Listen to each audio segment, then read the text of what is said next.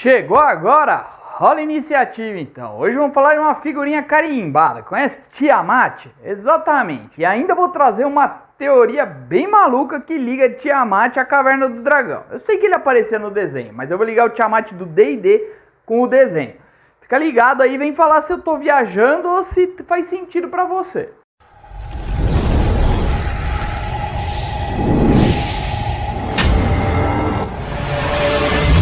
Quando fala a palavra Tiamat, logo vem aquele dragão com as cabeças de vários dragões cromáticos que tinha no desenho da Caverna do Dragão. No D&D não é muito diferente. Afinal, o desenho Caverna do Dragão nada mais é que o Dungeons & Dragons, né? O nome original dele é esse até. É mesmo, é? E ele que veio de origem do próprio RPG.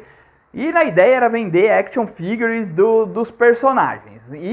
Então o que ocorreu? Tiamat também não deixa de ser um personagem em D&D. Só que ele é um pouco diferente do que aparece no desenho. Ou não. É aí que vai chegar na minha teoria. Mas antes eu vou falar um pouquinho dela. Tiamat é considerado uma deusa dentro do cenário, principalmente de Forgotten Realms, com seguidores, ganhando poderes e muitos tentando libertá-la. Afinal, ela está cativa num dos 9 infernos, no caso Avernus, devido a algum acordo que ela fez muito antigo com Asmodeus. Não sabe-se direito quais foram esses acordos, se ela fez algo para ganhar poderes, vida, sei lá eu. Mas algo prendeu ela lá e ela não pode sair dos 9 infernos. E o território dela é logo na primeira camada no Avernus. Ou seja, apesar dela ser muito poderosa e ser muito perigosa, ela ainda tem gente bem mais perigosa do que ela por lá. Bom, apesar de todo mundo imaginar que Tiamat seja um dragão, mesmo com várias cabeças, na verdade ela é uma ínfera. Tá? Então ela é considerada aí um ínfero. Para questões de magias funciona, talvez, depende da magia, né? E o que mais que tem? Ela é considerada um nível de desafio 30, ou seja, personagens de nível 30 teriam que enfrentar ela, podendo ser algo bem equilibrado, mas nem tanto porque é bem poderosa a ficha dela. Ela passa dos 500 pontos de vida facilmente, tem classe de armadura bem alta. Além disso, todos os ataques dela são considerados mágicos, então qualquer imunidade ou outra coisa que você tenha que deixa de funcionar com a arma mágica, a garra dela funciona normalmente. Além disso, caso você derrote ela chega a 0 pontos de vida, apenas o corpo dela é destruído. A essência dela retorna para o território dela e depois de algum tempo ela volta a ter um corpo físico novamente. E você acabou de ganhar um baita de um inimigo aí que pode ir atrás de você querendo vingança. E por um pouquinho mais de problema, ela possui uma série de imunidades a vários tipos de dano e ainda imunidades a vários tipos de condição. Então isso já dificulta e estreita bastante o que você poderia fazer contra ela. Magias, ela também possui imunidade parcial. Num determinado círculo para baixo, nenhuma magia funciona contra ela. Então veja que isso aí já causa bastante problema. Mas também se você não for um personagem de nível muito alto, a sua chance de enfrentar ela na verdade é 0. Então, personagens de níveis muito altos conseguem usar as magias mais poderosas para fazer efeito contra ela. As magias mais fracas não faz efeito nenhum, até independente da imunidade dela ou não contra aquele elemento. Fica aí que eu já vou trazer a teoria. Mas se você ainda não faz parte aqui do canal, se inscreve no canal, veja de ser um membro aqui do nosso canal, um zumbi de cemitério, tem acesso antecipado a esse vídeo. Você já consegue ver antes e ainda dá uma bela força aqui para o canal para a gente melhorar cada vez mais. E vamos lá, quais são a questão? A Tiamat ainda pode regenerar pontos de vida no início de cada um dos seus turnos. Então desde que ela tenha 1 ponto de vida, ela regenera no início do turno dela.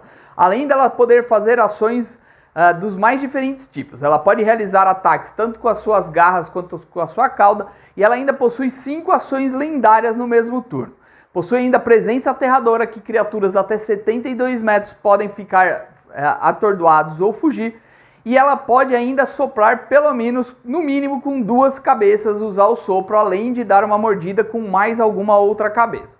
Ou seja, a chance dela fazer um estrago é bem grande. Dificilmente você consegue resistir a vários ataques dela, principalmente porque cada cabeça dá um tipo de dano elemental diferente. Então isso faz com que você precise de defesas variadas para conseguir. E qual é a teoria que a gente tem aqui dentro do cafofo do necromante? Vamos lembrar que logo no primeiro capítulo de Caverna do Dragão, quando eles passam dentro daquele brinquedo, né, aquela montanha russa, que faz com que eles vão parar lá no mundo de Dungeons & Dragons, que teoricamente seria Forget Helmets, na verdade, na minha humilde opinião, não se trata de Forget Helmets, e sim do Avernus na primeira camada dos 9 infernos. Pegando um pouquinho daquela teoria de que eles realmente estariam mortos. Talvez não mortos, mas uma viagem planar pode ter ocorrido naquele momento. Afinal, logo no primeiro capítulo, eles surgem dentro de uma caverna e nisso o Tiamat está lá dentro. E ela vive dentro de uma caverna no Avernus e toda a região faz parte dela ali. Mas ela pode voar pelo Avernus inteiro, ou seja, explicaria por que ela pode aparecer em qualquer outro local, até para enfrentar o Vingador, que nem ocorria em alguns episódios do desenho. Então, para mim, eles foram jogados dentro do Avernus e lá eles já encontraram o Tiamat. O Vingador pode ser qualquer outro e até mesmo o Mestre do Mago pode não ser quem ele diz. Eu sei que existe um episódio final onde explicam tudo, não foi gravado, não foi desenhado, mas existe aí na internet e foi confirmado que esse seria o episódio final, mas poderia ter muito a ver com a libertação de repente de um anjo caído, bem parecido com a teoria do Avernus, onde você pode tentar libertar Zariel, por exemplo.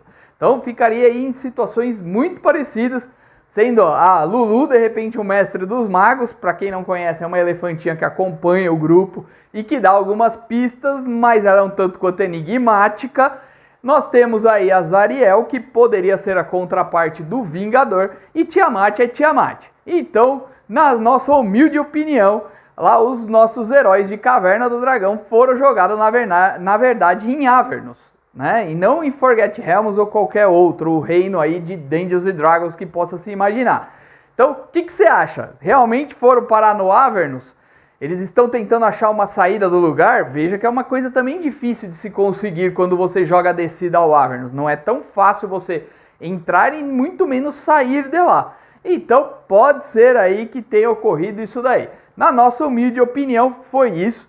Coloca aqui nos comentários se você concorda ou não com a nossa teoria, tá bom? A gente só imaginou e ligou uns pontos aí, viajou um pouquinho e essa ideia veio. Quanto ao uso do Tiamat em aventuras, olha, é muito difícil você colocar ela para um confronto direto com os personagens, a não ser que eles sejam de nível muito alto, pois senão o combate provavelmente não fará efeito nenhum, rapidamente será resolvido por Tiamat e os jogadores não vão conseguir fazer grande coisa. Pra você ter uma ideia, o Tarrasque não chega a conseguir enfrentar o Tiamat, talvez.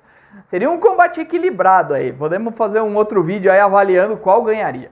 Mas o que ocorre? Você pode usar ela como o culto do dragão. Então, cultistas que estão tentando trazer ela de volta, ou que mesmo consiga, e isso se torne uma ameaça de repente no seu cenário. A partir do momento que ela está livre dentro do cenário, as possibilidades são muito grandes de liberdade criativa para o mestre criar. Ela pode querer criar um covil para ela pode querer dominar uma área, ela pode resolver ter um próprio reino, afinal ela é inteligente, consegue se comunicar. De repente ela pode querer ter o seu próprio reino com súditos que tragam tesouros para ela, mas não seria o melhor dos reinos, mas pode ser um baita de um problema.